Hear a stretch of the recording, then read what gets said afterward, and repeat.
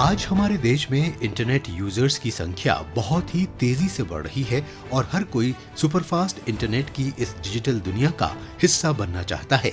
लेकिन क्या आपने कभी सोचा है कि 5G के इस दौर के बाद भविष्य का इंटरनेट कैसा होगा? इसी बड़ी कम्युनिकेशन क्रांति को हकीकत बनाने के लिए मोतीलाल नेहरू राष्ट्रीय प्रौद्योगिकी संस्थान MNNIT प्रयागराज में एक बेहद खास रिसर्च चल रही है। इस अत्याधुनिक प्रयोगशाला में युवा शोधार्थी अखिल देव मिश्र कोडिंग और वायरलेस नेटवर्क प्रणालियों पर दिन रात काम कर रहे हैं। अखिलेश और उनकी टीम का पूरा फोकस एक ऐसे इंटेलिजेंट 6G नेटवर्क को तैयार करने पर है जो न केवल आज से कई गुना ज्यादा होगा बल्कि खुद अपने फैसले लेने में भी सक्षम होगा। इन्हांसमेंट कह लें या जो इसमें कह लें कि इम्प्रूवमेंट है in term of the 6G, तो कहीं ना कहीं हमें सारी फंक्शनलिटी को परफॉर्म करने के लिए एक यूज करना होगा जो कि बेस्ड हो आर्टिफिशियल इंटेलिजेंस पे। मीन्स वो मॉड्यूल सारे मॉड्यूल से एक तरह से इंसाइट लेगा और उसके बेस पे वो एक डिसीजन मेड करेगा।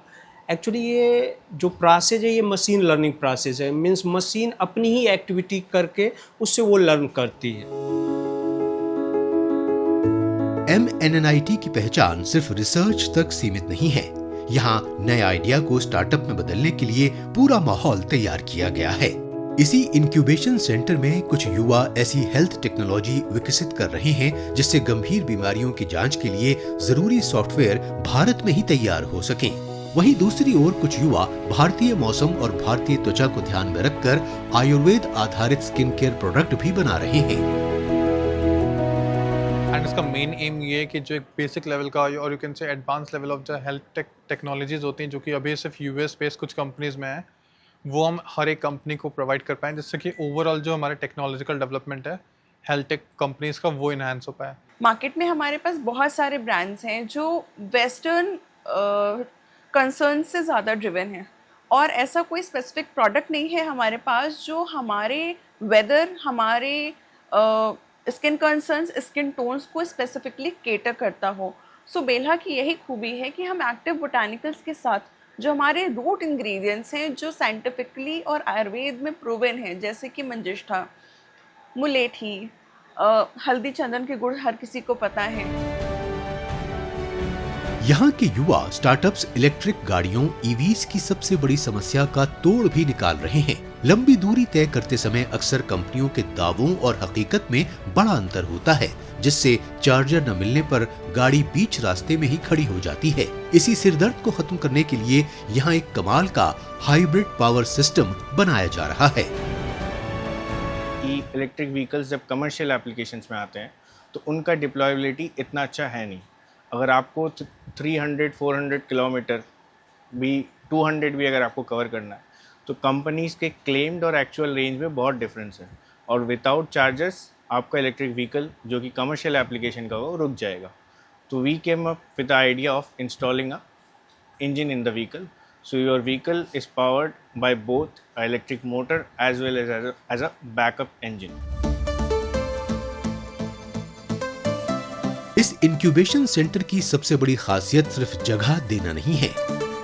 यहाँ युवाओं को तकनीकी मार्गदर्शन, सरकारी योजनाओं की जानकारी, फंडिंग और इंडस्ट्री से जुड़ने का मौका भी मिलता है।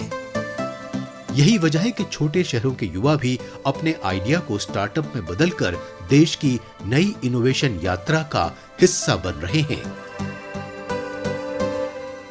जो एक NIT है, NIT इलाहाबाद, NIT प्रयागराज, तो एक हम लोगों का एक एम, एक जो ऑब्जेक्टिव है टायर 2 एंड टायर 3 सिटीज़ में कैसे हम लोग एक स्टार्टअप और एंटरप्रेन्योरशिप इकोसिस्टम को हम लोग प्रमोट करें, यही एक हम लोगों का एक सबसे मेन टारगेट है।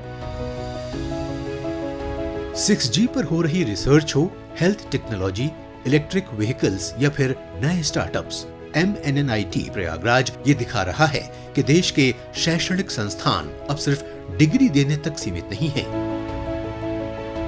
वो नई तकनीक विकसित कर रहे हैं, युवाओं को उद्यमी बना रहे हैं और ऐसे समाधान तैयार कर रहे हैं जिसका फायदा सीधे देश और समाज को मिल सके। इसी से बढ़ेगा भारत का तकनीकी आत्मनिर्भरता और उसी के साथ साथ जो इनोवेशन और तकनीक के क्षेत्र में आज खोजें की जा रही हैं, उसमें ऐसे NITs बड़ी भूमिका निभा रहे हैं।